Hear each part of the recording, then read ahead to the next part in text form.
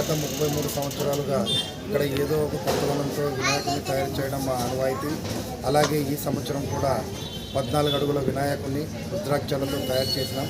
ఈ రుద్రాక్షాలు శ్రీశైలం నుండి, అరుణాచలం నుండి, భద్రాచలం నుండి సేకరించి సుమారు 70 కేజీల రుద్రాక్షాలు, 90,000 వరకు రుద్రాక్షాలు ఉంటాయి. వీటితో మేము తయారు చేసినాము.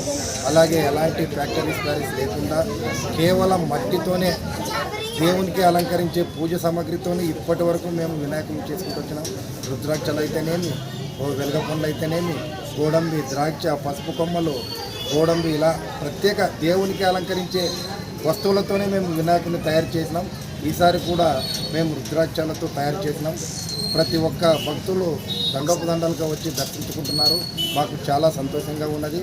ముందు కూడా ఇలాంటివి ఎన్నో ముందుకు తీసుకొస్తామని కష్టపడి మా యువక మండలి అందరూ, మన తెలుగురాముడు అన్నగారు, వాళ్ళ శిష్య బృందం అయిన మేమందరూ కలిసికట్టుగా ఉండి ఈ వినాయకుడిని తయారు చేస్తున్నాం. ప్రతి ఒక్కరూ మాకు సహకరిస్తున్నందుకు ధన్యవాదాలు తెలియజేసుకుంటున్నాం. జై గణేశ, జై జై జై శ్రీ బాల వినాయక.